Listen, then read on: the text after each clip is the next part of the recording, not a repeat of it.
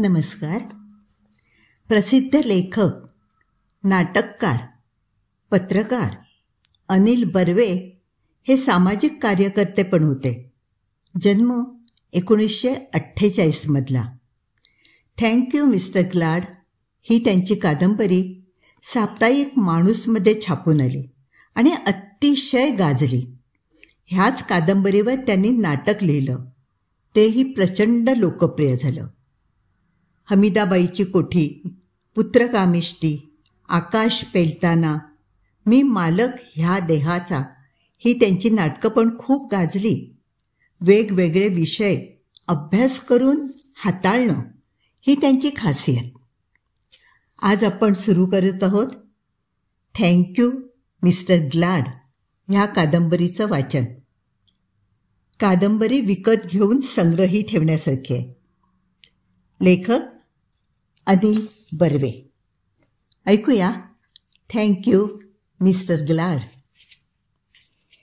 गेटवरल्या सेंट्रीने खडबडून भानावर येत सॅल्यूट ठोकला, पण ग्लाड साहेबाच्या करड्या नजरेने त्याची दादसुद्धा घेतली नाही. ग्लाड साहेब रस्त्यावर आला आणि त्याची पावलं काळ्या शार डांबरी रस्त्यावर खाड खाड वाजू लागली. तशी आसपासच्या झाडांवरच्या पाखरांची किलबिलही शांत झाली. ग्लाड साहेबाचा दराराच तसा मोठा. ग्लाड साहेब मेन गेटशी आला की राजमहेंद्री सेंट्रल जेलच्या भिंतीच तेवढ्या वाकत नसत. बाकी सारं कसं अगदी कमरेपासून लवत. 12 जेलचं पाणी प्यायलेला काला टोपी असो, नाहीतर 56 जेल फोडून पळालेला लाल टोपी असो, ग्लाड साहेबासमोर सारे कैदी कसे अगदी चळाचळा कापत. पंटर, कोरंटी आणि चिंध्या चोर तर ग्लाड साहेबाच्या एकाच थोबाडीने चड्डीत मुतत. ग्लाड साहेबाची दहशतच तशी मोठी. रोज एक तरी दंडा कोणाच्या तरी पाठीवर मोडल्याशिवाय ग्लाड साहेब टिफिनला हात लावित नसे. खरं तर अंधारू लागल्यावर ग्लाड साहेब आपल्या बंगल्याच्या व्हरांड्यात त्याच्या लाडक्या बुलडॉगचं कौतुक करत असताना साऱ्यांना दिसे. रोजचा रिवाजच होता त्याचा तो. पण आजची दिवेलागणी मोठी विचित्र होती खरी. श्रीकाकुलमच्या सेशनने पोलीस चौकी उघडून 7 पोलिसांना आणि एका सब इन्स्पेक्टरला ठार मारल्याच्या आरोपावरून एका नक्षलवाद्याला फाशीची सजा देऊन पाठवला होता. फाशीचा कोणी कैदी तुरुंगात आला की ग्लाड साहेबाला कोणी काफरच तावडीत सापडल्याचा आनंद होई. कोणाला फाशी द्यायचं म्हटलं की इतर जेलचे सुप्रिटेंडंट नर्वस होत, उदास होत. पण ग्लाड साहेबाचा खाक्याच निराळा. एकेकाला फाशी चढवताना एखादं धार्मिक कृत्य केल्याचं सात्विक तेज ग्लाड साहेबाच्या नजरेवर ओसंडे. नाही म्हटलं तरी 28 वर्षांच्या सर्व्हिसमध्ये 1.5 दोषांना तरी ग्लाड साहेबाने हँग केलं होतं. आणि आज तर राजनिष्ठ ग्लाड साहेबाच्या तावडीत राजद्रोही नक्षलवादीच सापडला होता. काही झालं तरी ग्लाड साहेबाची राजनिष्ठा मोठी कडवी होती हे खरे. प्राण गेला तरी साहेब खाल्ल्या मिठाला जागल्याशिवाय राहिला नसता. 42च्या चळवळीत हाती सापडलेल्या सत्याग्रह्यांना कारणं शोधून शोधून ग्लाड साहेबाने गुरासारखं बडवून काढलं होतं. पण युनियन जॅक उतरून तिरंगाचं वर चढला तेव्हा ग्लाड साहेबाने दुःख आवरून एक कडकडीत सॅल्यूट ठोकला आणि आपली सेवा तिरंग्याला रुजू केली. ग्लाड साहेबाची जेवढी निष्ठा फिरंग्याला होती तेवढीच आता तिरंग्याला होती. बुटाचा सोल फाटून निघेपर्यंत त्या हरामखोर नक्षलवाद्याला तुडवून काढल्याशिवाय ग्लाड साहेबाला झोपच आली नसती. आणि असा महत्त्वाचा कैदी आला की चेकिंगला स्वतः जातीने उभं राहण्याचा साहेबाचा रिवाजही होताच. बडा नक्षलवादी, डेथ सेंटेन्स लागून आला आहे हे आतापर्यंत साऱ्या बराकींना वायरलेसने माहीत झालं होतं. कैद्यांची कम्युनिकेशन लाईनच तशी मोठी, परफेक्ट आणि ग्रेट होती. एवढ्या कडक कोट पहाऱ्यातून आणि कडक बंदोबस्तातूनही अगदी किरकोळ बातमीही, मग ती कोणाला दंडाबेडी पडल्याची असो, वा कुणाला 4-8 दिवसांची माफी मिळाल्याची असो, वा कुणाचं अपील फेटाळल्याची असो, प्रत्येक यार्डात, प्रत्येक बराकीत, प्रत्येक कैद्याला क्षणार्धात समजे आज बडा नक्षलवादी आलाय आणि त्याच्या चेकिंगला स्वतः गुलाड साहेब येतो आहे. हे समजल्यावर सर्व खावखुवाज एकदम थांबून सर्वांचे कान मेन गेटला लागले. थोड्याच वेळाने साहेबांच्या शिव्यागाळीने, दंडाबुटाच्या तुडवण्याने आणि कैद्यांच्या किंकाळ्यांनी जेलचा टॉवरही थरथरू लागणार होता. बडे बडे शाने कावळे जीव मुठीत घेऊन मेन गेटला कान लावून बसले होते. अंधारातून माणसाची आकृती येताना दिसताच सवयीने गार्ड ड्युटीवरल्या जमादाराने टॉर्चचा झोत टाकला. ग्लाड साहेबाला पाहताच खाडकन बूट आपटीत सर्वांनी पाय जुळवले. ग्लाड साहेबाच्या नजरेला तेवढ्यात एकाचं पोक खुपलं. ग्लाड साहेबाची जळजळीत नजर आपल्याकडे पाहताच पोक जाऊन खांदे ताट झाले. ग्लाड साहेबाने मात्र एक वाद तिरस्काराने रिटायर व्हायला आलेल्या त्या हवालदाराकडे पाहिलं. इतक्यात मेन गेटचे दरवाजे करकरले. दरवाजापाशी उभ्या असलेल्या पोलीस व्हॅनला हातातल्या दंडाने फटकावीत साहेब मेन गेटमध्ये शिरला. ग्लाड साहेबाचं पाऊल मेन गेटमध्ये पडलं. तक्षणी सारे जेलर आणि सब इन्स्पेक्टर अटेन्शनमध्ये उभे राहिले. कुठं आहे तो हरामखोर? 7व्यावर 8वा सूर लावीत ग्लाड साहेब गरजला. सिनियर जेलर अदबीने पुढे येत उत्तरला, इन चेकिंग रूम सर. गरकन राईटला वळून तडातडा चेकिंग रूमच्या पायऱ्या चढता चढता ग्लाड साहेब ओरडला, where is that bastard Naxalite? I don't know who is that bastard, but that Naxalite is here. डाव्या कोपऱ्यातून आवाज आला. ग्लाड साहेबाची करडी नजर तिकडे वळली मात्र आणि निमिष मात्र कोरडीच पडली. क्षणभर ग्लाड साहेब पाहतच राहिला. खादीच्या कुर्त्या पायजम्यात, जेमतेम तिशीचा, धारदार नाकाचा, टप्पोऱ्या डोळ्यांचा एक सावळासा तरुण एका हातात मायकोवस्कीच्या पोएम्स आणि दुसऱ्या हातात सिगारेट घेऊन आरामात सिटिंग रूममध्ये बसल्याप्रमाणे बसला होता.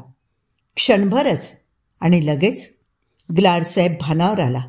दात ओठ खात एका झटक्यात नक्षलवाद्याच्या हातातून त्याने सिगारेट हिसकावून घेतली. तोच नक्षलवाद्याचा बळकट हात ग्लाड साहेबाच्या मनगटावर पडला आणि शांतपणे सिगारेट परत काढून घेऊन एक झुरका मारत नक्षलवादी म्हणाला, स्मगल नाही आहे, जेलमधलीच आहे, 4 मिनार. घेणार? हातातलं पाकिट पुढे करत साक्षात ग्लाड साहेबालाच नक्षलवाद्याने सिगारेट ऑफर केली. आता मात्र साहेबाचा तोल गेला आणि साहेब कडाडला, भडव्या, फाशी झाली तरी अजून मस्ती जिरली नाही का तुझी? नक्षलवाद्याने एक वार रोखून ग्लाड साहेबाकडे पाहिलं आणि तिरसट पण शांतपणे रोख ठोक तो उत्तरला, फाशीच्या किरकोळ दोरखंडांनी जिरणारी मस्ती आम्ही करीत नाही मिस्टर ग्लाड. आमची मस्ती फार मोठी आहे. तुमच्यासारखी खाकी कपड्याने आलेली नाही ती. कैद्याच्या या अनपेक्षित उत्तराने आणि वागण्याने सारी चेकिंग रूम एकदम गंभीर झाली. सोल फाटेपर्यंत कैद्याला बुटाने तुडवून काढण्याचं ग्लाड साहेबाचं अवसानही ओसरलं. तरी पण उसनं अवसान आणीत साहेबाने सिनियर जेलरला फरमावलं, चेकिंग उरकून दंडाबेडी ठोकस साल्याला, मग चांगला हात दाखवतो. Mister glad. चढत्या धारदार आवाजात नक्षलवादी ओरडला, behave like a gentleman or a warrior. हातच दाखवायचा असेल तर दंडाबेडी न ठोकता पटांगणात या. बघूया तुमच्या मनगटात जास्त जोर आहे की माझ्या छातीत जास्त दम आहे. ग्लाड साहेबाच्या रक्ताचं अगदी पाणी पाणी झालं. 28 वर्षांच्या सर्व्हिसमध्ये हायर अथॉरिटीजने सुद्धा ग्लाड साहेबाचा असा पाणउतारा कधी केला नव्हता आणि आज फाशी झालेल्या एका कैद्याने असा अपमान हवालदार आणि जेलर समोर करावा. तिरीमिरी सरशी टेबलावरचा रूळ उचलून साहेब नक्षलवाद्यावर धावला. तोच पोलीस सब इन्स्पेक्टर धावत आला आणि त्याने ग्लाड साहेबाचा हात वरच्यावर धरला. Sir, still he is in my position. You can't beat him. Glad साहेबाने खाऊ की गिळू अशा नजरेने PSIकडे पाहिलं आणि निमूट हात खाली घेतला. खालच्या रँकचा झाला तरी PSI त्याच्या डिपार्टमेंटमध्ये मोडत नव्हता आणि कायद्याची भाषा त्याच्या बाजूला होती. चेकिंग पूर्ण होऊन कागदपत्र संपेपर्यंत कैदी पोलीसच्या ताब्यात होता. दात ओठ खात अस्वस्थपणे साहेब खुर्चीत बसला. बराच वेळ चेकिंग रूम निस्तब्ध राहिली आणि मग धीर करून सिनियर जेलर पुढे आला आणि त्याने नक्षलवाद्याच्या चेकिंगला सुरुवात केली. कैदी नंबर 842, डेथ सेंटेन्स, नाम वीरभूषण पटनाईक, उमर वर्षे अदमासे 30. मग नक्षलवाद्याने शांतपणे कपडे काढले. जमादाराने पुढे होऊन खाणाखुणा पाहायला सुरुवात केली. बाये खांदे पे काला मोल, दाहिने हात पे काला मोल. शिपाई थबकलास. साप. चिरक्या आवाजात तो ओरडला. रजिस्टरमधलं डोकं सिनियर जेलरने वर उचललं आणि त्याचे डोळे विस्फारले. एव्हाने ग्लॅडसाहेबाचे लक्ष तिकडे गेलं. नक्षलवाद्याच्या पोटावर जखमेची भली मोठी खूण होती. इथे काय झालंय? सिनियर जेलरने विचारलं. 303ची गोळी घुसली होती 4 इंच आत, नक्षलवाद्याने उत्तर दिलं. ग्लाड साहेबाने एकवार कपाळावर आठ्या चढवल्या आणि आपलं लक्ष नक्षलवाद्याच्या बोलण्याकडे एकाग्र केलं. खम्ममच्या जंगलात SRP बरोबर चकमकीत लागली. ऑपरेशन कोणत्या हॉस्पिटलमध्ये झालं? सिनियर जेलरने माहिती विचारली. हॉस्पिटलमध्ये कसलं आलंय? माझं मीच केलं. काय? नाकावरून घसणारा चष्मा सावरीत सिनियर जेलर किंचाळला. इक्विपमेंट्स होती माझ्याजवळ. गॅसबत्त्या आणल्या गोविंद पेठवून. स्वतः सर्जन आहे मी. नक्षलवाद्याने अगदी सहजपणे माहिती पुरवली. ग्लाड साहेब वगळता इतरांकडे कधीही रिस्पेक्टफुली न पाहणाऱ्या सिनियर जेलरने 23 वर्षांच्या सर्व्हिसमध्ये प्रथमच एका कैद्याकडे रिस्पेक्टफुली पाहिलं आणि आपलं डोकं पुन्हा रजिस्टरमध्ये खुपसलं. चेकिंग पूर्ण झालं होतं. सब इन्स्पेक्टरने टाचा जुळवून ग्लाडसाहेबाला सॅल्यूट ठोकला. Now convict is in your position sir, PSI म्हणाला. Convict is a thorough gentleman. धाकात ठेवण्याची गरज नाही. Sir, if you kindly allow me, कवितांची पुस्तकं द्यायची आहेत त्याला. Give them to him. कशी काय कुणास ठाऊक, पण ग्लाड साहेबाने उदार परवानगी दिली. PSIने नक्षलवाद्याच्या हातात पुस्तकं देताना हळुवारपणे त्याचे हात थोपटत शेवटचा अबोल निरोप घेतला आणि पुन्हा एकदा ग्लाड साहेबाला सॅल्यूट ठोकून बरोबरच्या कॉन्स्टेबल्सना घेऊन तो मेन गेटमधून बाहेर पडला. त्याच्या पाठमोऱ्या आकृतीकडे तुच्छतेने बघत ग्लाड साहेब सिनियर जेलरला म्हणाला, या भडव्याला शाळा खात्यात भरती करण्याऐवजी पोलिसात कुणा गाढवाने भरती केली कोण जाणे. नक्षलवाद्याने आपला थाली, पॉट आणि बिस्तरा उचलला आणि फाशी गेटच्या जेलरबरोबर तो फाशी गेटकडे जाऊ लागला. एव्हाना ग्लाड साहेबाचा सोल फाटेपर्यंत बुटाने तुडवण्याचा नूर उडून गेला होता. तरी पण दरारा, धाक कायम राहावा म्हणून ग्लाड साहेब ताड करत मागोमाग गेला आणि त्याने नक्षलवाद्याला गचांडी धरून आपल्याकडे वळवलं. पण ग्लाड साहेबाने हात उचलायच्या आधीच दोस्ताचा हात थोपटावा तसा नक्षलवाद्याने ग्लाड साहेबाचा खांदा थोपटला आणि तो म्हणाला, I am too much tired mister Glad. उद्याच काय कोणी मला फाशी देत नाही आहे. वर्षभर गाठीभेटी चालायच्या आहेत आपल्या. काय राग लोभ असतील ते सगळे नंतर पाहून घेऊ. आत्ताच काय घाई आहे. Now you also relax. Okay, good night. Jailer बरोबर नक्षलवादी फाशी गेटला निघून गेला. ग्लाडसाहेबाची पावलं मात्र जमिनीलाच खिळली. असा कैदी 28 वर्षांच्या सर्व्हिसमध्ये त्याला प्रथमच भेटत होता. वस्तुतः फाशीच्या शिक्षेपेक्षा ग्लाडसाहेबालाच कैदी अधिक भी. पण हा तर साऱ्यांवर वरतान निघाला. अपमानाच्या शल्ल्याने सारी रात्र साहेबाला झोप आली नाही. ठण ठण ठण सकाळचे 6 वाजले. बंद्यांची काळजं कुरतडत आणखीन एक नवा दिवस उजाडला. बराकींचे टाळे खुलू लागले. आदल्या रात्री दस्तूर खुद्द ग्लाडसाहेब जातीने चेकिंगला हजर राहूनही कैद्याच्या किंकाळ्या ऐकू न आल्याने बेचैन झालेले कैदी जमादाराला हवालदाराला बिडी काडी चाय पाणी देत मस्का लावत खबर घेऊ लागले. नळावर हौदावर इतकंच काय हग्गारीतही नक्षलवाद्याची चर्चा सुरू झाली. वॉर्डर येऊन कांजी वाटू लागला. कॅन्टीनची गाडी चहा घेऊन आली. पण चर्चा संपेना. फर्स्ट वॉर्डर सर्वांना कामावरून हाकलू लागला. मग सुतार खात्यात लोहार खात्यात गप्पा सुरू झाल्या.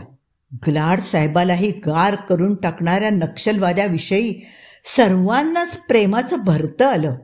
एवढ्या दमदार तरुणाला फाशी दिल्याबद्दल जो तो सेशन जजची आय माय उद्धारू लागला. काही ना काही चालबाजी करून फाशी गेटमध्ये जाऊन नक्षलवाद्याला पाहून येण्यासाठी जमलं तर त्याच्याशी 4 शब्द बोलण्यासाठी जो तो काही तरकीब सुचते का ते पाहू लागला. स्वतःच्या पोरीवर रेप करणारा बंडलबाज वाशा वॉर्डर मात्र नक्षलवाद्याबरोबर चहा पिऊन आल्याचं सांगत जेलभर हिंडत होता. पाखरांची किलबिल एकदम शांत झाली. रस्ता निर्मनुष्य झाला. काळ्याशार डांबरी रस्त्यावर पावलं खाड खाड वाजू लागली. गार्ड ड्युटीवरल्या शिपायांनी सलामी दिली.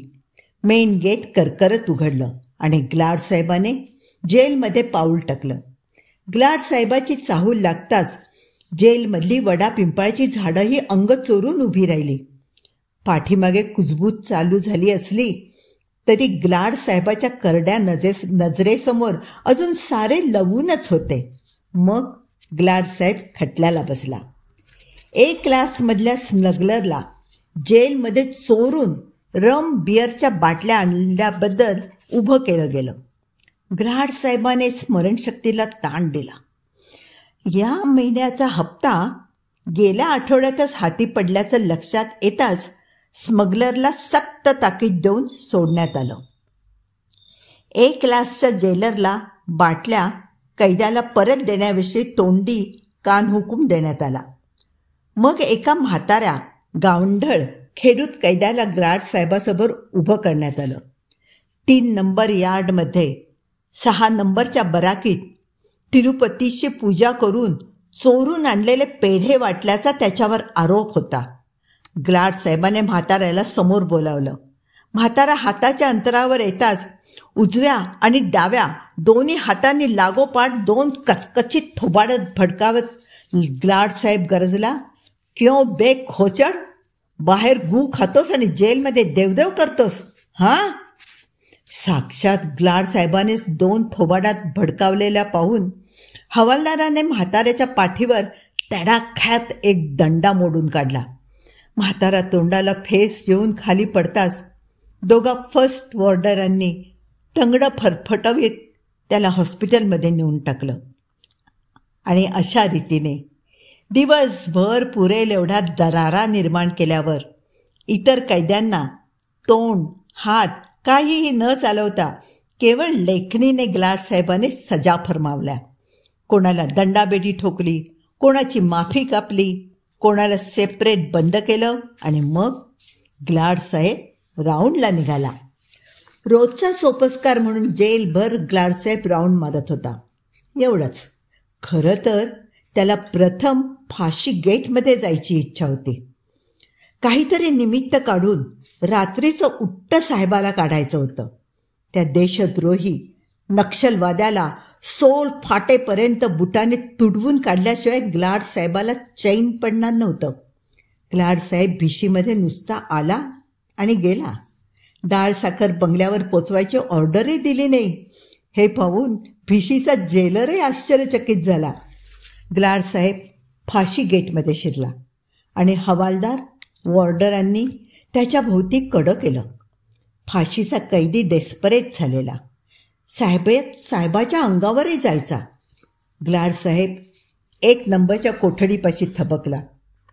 मैंने खून किया नहीं, मैंने खून किया नहीं असं अहोरात्र ओरडणारा पागल कैदी रडून भेकून ओरडून ओरडून थकला होता. अंगाची मुटकुळी करून वळचणीला पडला होता. त्याला झोपलेला पाहताच ग्लाड साहेबाच्या तळपायाची आग मस्तकाला गेली आणि ग्लाड साहेब हवालदारावर ओरडला, डोळे फुटलेत काय? बादल्या पाणी मारा आत. मग हवालदाराने 10-12 बादल्या पाणी दणादण कस्टडीत मारल्या. थंडीने काकडत वेडा कैदी जागा झाला. गजातून हात बाहेर काढत साहेबाचे पाय पकडू लागला. पण आतापर्यंत ग्लाड साहेबातला लांडगा पुरता जागा झाला होता. भेसूर हसत ग्लाड साहेबाने आपला नालबंद लठ्ठ बुटाच्या टाचेखाली वेड्या कैद्याचे हात चिरडले. वेड्या कैद्याची बोटं पंजे रक्ताने माखले. तसा हातातला दंडा फेकून कोठडीतला कुंडा ग्लाड साहेबाने फोडला. कुंड्यातलं गू मूत कोठडी भर पसरलं. ग्लाड साहेब पुन्हा भेसूर गडबडला आणि ओरडला, मादरचोद, झोप लागते काय तुला? झोप लागते?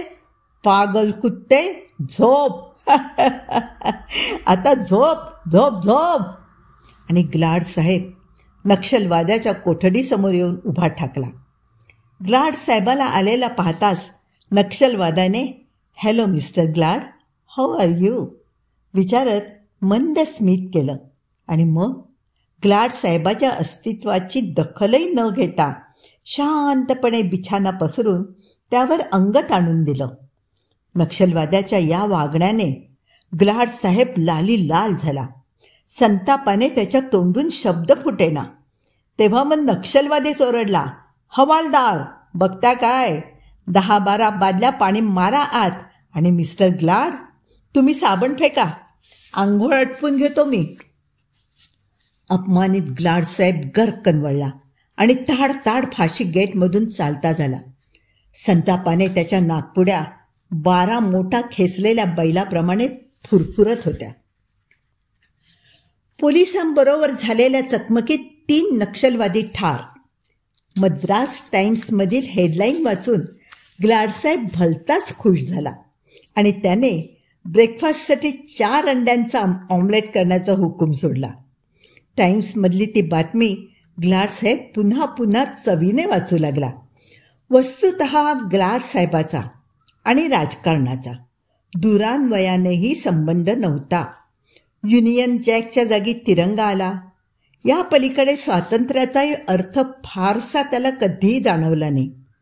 स्वातंत्र्यानंतर तुरुंगाविषयी नवे कायदे झाले, पण करप्शनची संधी असलेले कायदे वगळता इतर सारे कायदे साहेबाने पायदळीच तुडवले आणि आपला जुनाच अंमल चालू ठेवला.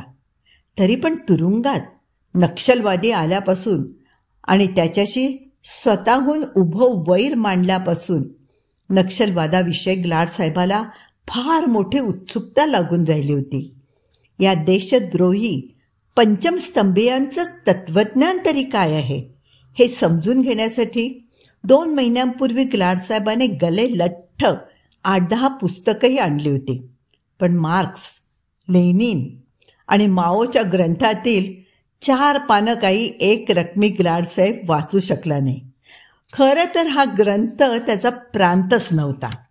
साहेबाने वाचलेला सर्वात मोठा ग्रंथ म्हणजे जेल मॅन्युअल. तरी पण नक्षलवादी मारले गेले म्हणजे ग्लाडसाहेबाला आनंद होईल आणि नक्षलवादी चळवळीचा वाढता जोर पाहून साहेबाच्या उरात धडकी भरे. भारतात खरंच कम्युनिस्ट रिव्हॉल्युशन होणार असं त्याला वाटू लागे. अर्थात जरी भारतात कम्युनिस्ट रेव्होल्युशन झालं असतं तरी फारसं काही बिघडलं नसतं. तिरंगा उतरून लाल बावटा वर चढल्यावर ग्लाड साहेबाने दुःख आवरून एक कडकडीत सॅल्यूट ठोकला असता आणि आपली सेवा लाल बावट्यालाही रुजू केली असती. मात्र एक गोष्ट खरी की 3 महिने लोटले तरी नक्षलवाद्याला आपण अजून तुडवून काढू शकलो नाही. या गोष्टीने साहेब मोठा चिंताग्रस्त झाला होता.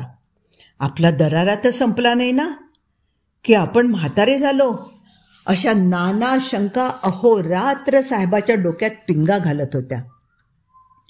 रोज सकाळी ड्युटीवर निघताना वाटेल ते कुरापत काढून सोल फाटेपर्यंत नक्षलवाद्याला बुटाने तुडवायचंच अशी प्रतिज्ञा करून साहेब बाहेर पडे.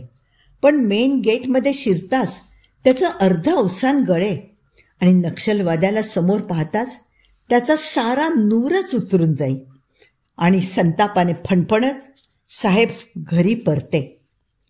हा नक्षलवादी तुरुंगात आल्यापासून खुद्द ग्लाड साहेबालाच तुरुंग म्हणजे शिक्षा झाल्यासारखं वाटत होतं.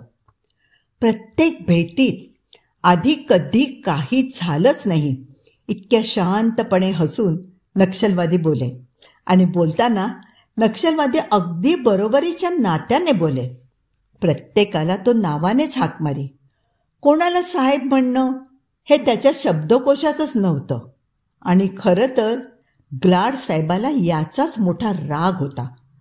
हायर अथॉरिटीज वगळता सगळेच त्याला साहेब म्हणूनच हाक मारत असत आणि असं असताना एक कैदी आपल्याला नावाने हाक मारतो म्हणजे काय? नुसत्या विचारानेच ग्लाड साहेब अस्वस्थ झाला. पण त्या नक्षलवाद्यावर संतापण्यात फारसा अर्थ नव्हता. साहेब जेवढा तिरका वागे त्याच्यात दसपट तो तिरका वागे. साहेबाच्या आवाजाने यार्ड दुमदुमला तर नक्षलवाद्याच्या आवाजाने तुरुंग दुमदुमे. बरं, वर पुन्हा जीवावर उदार झालेला.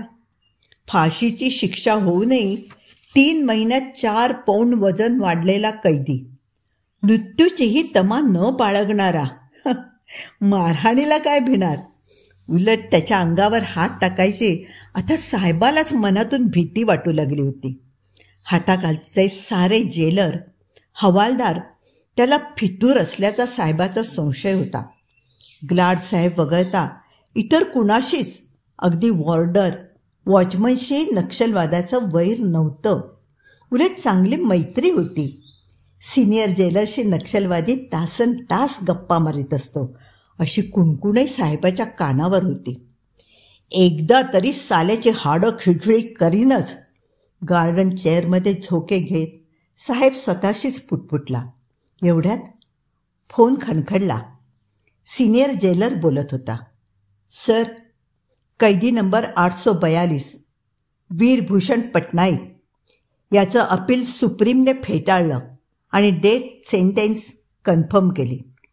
सुप्रीमचा डिसिजन ऐकून ग्लाड साहेब हरखून गेला, आनंदित झाला आणि ब्रेकफास्टमध्ये ब्रेडच्या स्लाईसला भरपूर बटर फासण्याविषयी त्याने हुकूम दिला.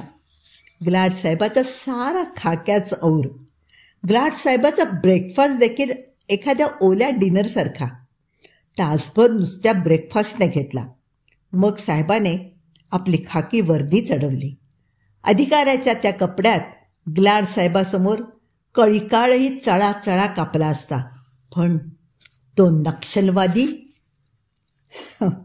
बरं झालं डेथ सेंटेन्स कायम झाली. त्या नक्षलवाद्याचं चिवट मोराल आता डळमळलं असेल. हीच ती वेळ जेव्हा नक्षलवाद्याला नेहमीच्या थाटात सोल फाटेपर्यंत बुटाने तुडवून काढता येईल. साहेबाने स्वतःशीच विचार केला आणि तो ताड तुरुंगाकडे चालू लागला. पाखरांची किलबिल एकदम शांत झाली. रस्ता निर्मनुष्य झाला. काळ्या शार डांबरी रस्त्यावर पावलं खाड खाड वाजू लागली. गार्ड, ड्युटीवरले हवालदार अटेन्शनमध्ये उभे राहिले. मेन गेटचे दरवाजे करकरले. साहेब ऑफिसमध्ये येताच फाशी गेटचा जेलर अदबीने पुढे सरसावला. नक्षलवाद्याला डेथ सेंटेन्स सुप्रीमने कन्फर्म केली असल्याचं सांगितलं. मग ग्लाडसाहेबाने खणातून 4 कागद काढले. नक्षलवाद्याला राष्ट्रपतीला दयेचा अर्ज करण्याची संधी देणं हे त्याचं काम होतं आणि साहेब स्वतःच फाशी गेटकडे निघाला. नेहमीच्याच थाटात गजाला टेकून उभ्या असलेल्या नक्षलवाद्याने ग्लाडसाहेबाला पाहिलं आणि नेहमीचंच मंद स्मित करीत विचारलं, hello mister glad, how are you? Hello कैदी नंबर 842. आपला आसुरी तिरस्कार व्यक्त करत ग्लाडसाहेब गडगडला. कैदी नंबर 842, तू 112वा, ज्याला मी हँग करणार. तुला हँग करायला इतकं आवडेल म्हणतोस, इतकं आवडेल. तुझा जीव जाता जायचा नाही. फासाच्या दोऱ्याला तडफडत तडफडत लोंबकळशील तू. तुला तडफडताना पाहून ना मला इतकं बरं वाटेल, इतकं बरं वाटेल. खुशी होगी खुशी. आपल्या घाऱ्या डोळ्यात रान मांजराचं क्रौर्य आणत ग्लाडसाहेब आरडत ओरडत होता आणि एखाद्या हिस्टेरिया झालेल्या माणसासारखा. यू ट्रेटर, नक्सलाईट, फाशीच्या कोठडीत शिरताना कसं काय वाटेल आता तुला? हां. चेहऱ्यावर तीच विरागी शांती आणि स्मित कायम ठेवत नक्षलवाद्याने उत्तर दिलं, उंच शिखर असलेल्या चर्चमध्ये शिरतोय आपण असं वाटेल. नक्षलवाद्याच्या त्या उत्तराने ग्लाडसाहेबाच्या हिरव्या डोळ्यातलं रान मांजराचं क्रौर्य अलगद ओसरलं आणि त्याची जागा शेवाळ धरलेल्या सरोवराच्या संथ पाण्याने घेतली. ग्लाडसाहेब क्षणभर निस्तब्ध झाला आणि मग खिशातून कागद काढून नक्षलवाद्याच्या हातात कोंबत खालच्या आवाजात म्हणाला, you can write your mercy petition to the president of India. ग्लाडसाहेबाने हातात कोंबलेला कागद नक्षलवाद्याने एकदा खालीवर करून पाहिला. मग शांतपणे त्याची नीट घडी घातली आणि ती घडी ग्लाडसाहेबाच्या खिशात घालून साहेबाची छाती थोपटत नक्षलवाद्याने साहेबाला सांगितलं, keep it with you mister glad. मला हँग केल्यानंतर प्रमोशनचा अर्ज करायला उपयोगी पडेल. वस्तुतः नक्षलवाद्याने केलेल्या या अपमानाने ग्लाडसाहेब चवताळायला पाहिजे होता, पण तो बावचळला. काल रात्री घेतलेली अजून उतरली नाही की काय या भावनेने त्याने स्वतःला चिमटा काढून पाहिला. फाशी झाल्यावर कैदी कसा आपल्या पायांवर कोलमडून पडला पाहिजे, पण हा साला स्वतःच्याच मिजाशीत. ग्लाडसाहेबाने एकदा तोंड चोळलं आणि नक्षलवाद्याला बजावलं, यू सी, 8च दिवसांची मुदत आहे. तुझा अहंकार संपेल तेव्हा वेळ टळली नसेल याची काळजी घे. आणि बऱ्याच महिन्यांनी नक्षलवाद्याला भेटूनही न संतापता न चिडता ग्लाडसाहेब फाशी गेटच्या बाहेर पडला. उन्हाची तिरीप बिनदिक्कत बेडरूममध्ये शिरली आणि ग्लाडसाहेबाच्या चेहऱ्यावर जाऊन पडली. ग्लाडसाहेबाने डोळे घट्ट मिटून प्रकाशाला दूर करायचा प्रयत्न केला, पण वाढतं ऊन बेट ऐकेच ना. तेव्हा मग ग्लाडसाहेबाने डोळे किलकिले केले. सूर्य आता कौलांवर चढायचाच तेवढा बाकी राहिला होता आणि झोपमोड केल्याबद्दल सूर्याला सस्पेंड करणं काही ग्लाडसाहेबाच्या हाती नव्हतं. मग चरफडत उठणं ग्लाडसाहेबाला भाग पडलं. ग्लाडसाहेबाने चूळ बाहेर फेकली आणि नाईट गाऊनचा पट्टा आवळत खानसाम्याला चहा आणण्याविषयी फरमावलं. मग निवांतपणे टाइम्समध्ये तोंड खुपसलं. तोंडासमोर टाइम्स धरून चहा घेता घेता आज जेलमध्ये जाताच कसा काय दरारा निर्माण करावा, आज कोणाच्या पाठीवर दंडा मोडावा, कोणा जेलरला फैलावर घ्यावं याचा विचार करत बसणं हा साहेबाचा लाडका छंद होता. ग्लाडसाहेब आपल्याच विचारात दंग होता. तोच शिपायाने येऊन डिस्टर्ब केलं. कोणा कैद्याची बायको भेट मागायला आले म्हणाला. साहेबाने तिला तसंच ताटकळत ठेवायला सांगितलं आणि ग्लाडसाहेब पुन्हा विचारात दंग झाला. तसं पाहता फाशी झालेल्या कैद्याला तुडवून काढण्याचा ग्लाड साहेबाचा प्रघात नव्हता. त्यामागे मोठी माणुसकीची भावना होती असंही काही नव्हतं. फाशी झालेला कैदी मुळातच इतका खचून गेलेला असे की ग्लाड साहेबाने नुसता आवाज चढवला तरी साहेबाच्या पायाशी तो लोळण घे. पण हा नक्षलवादी साला भलताच उद्दाम दिसतोय. मर्सी पिटिशन करायला रिफ्यूज करतो म्हणजे काय? सवयीने पानं उलटत साहेब स्वतःशीच पुटपुटला. पण खरं तर नक्षलवाद्याने मर्सी पिटिशनला नकार दिल्याने ग्लाड साहेबाच्या मनात कोठेतरी त्याच्याविषयी किंचित आदराची भावना निर्माण झाली होती. तरी पण एकदा तरी साल्याला सोल फाटेपर्यंत बुटाने तुडवून काढण्याचा स्वतःचा पणही साहेब विसरला नव्हता. नक्षलवाद्याला कसा तुडवावा आणि मुळात म्हणजे तुडवावाच की नाही यावर साहेब बराच उलटासुलटा विचार करत असताना शिपायाने पुन्हा येऊन डिस्टर्ब केलं. तेव्हा साहेब चरफडत उठला. बाहेर जाऊन आलेल्या बाईला दम देऊन पिटाळून लावावं या हेतूने साहेब ताड ताड करत व्हरांड्यात आला. कधी काळी जिचा चेहरा अतिशय गोड असावा अशी एक 25ची तरुणी नजरेत थिजलेलं दुःख आणि चेहऱ्यावर मेलेली उदासीनता घेऊन उभी होती. साहेबाला पाहताच ती कडेवरच्या पोराला सांभाळत पाय ओढीत ग्लाड साहेबासमोर आली आणि म्हणाली, माझ्या नवऱ्याला फाशी झाली आहे. कैदी नंबर 842 वीरभूषण पटनाईक. त्याला भेटायला 100 मैलांवरून पायी चालत आले. आज सेकंड सॅटर्डेची सुट्टी असल्याने भेट देणार नाही असं सिनियर जेलरने सांगितल्याचं सांगितलं आणि कशीही करून भेट करून द्या अशी विनंती करू लागली.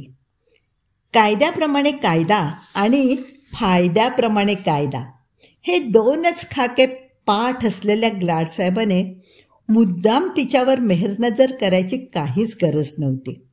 पण ग्लाड साहेबाच्या डोक्यात तेवढ्यात एक आसुरी भावना चमकून गेली आणि दुपारपर्यंत जेलच्या दरवाजासमोर वाट बघत बसायला त्याने तिला फरमावलं. आज आपण इथेच थांबूया. ही कादंबरी आहे. Thank you mister glad. लेखक अनिल बर्वे. आपण ही भाग करून वाचणार आहोत एकेका भागामध्ये. आज आपला पहिला भाग संपला आहे. पुन्हा भेटूया दुसऱ्या भागासाठी आणि तेव्हा ग्लाड साहेबाच्या मनातली कोणती ती आसुरी भावना हे आपल्याला कळेल. भेटूया.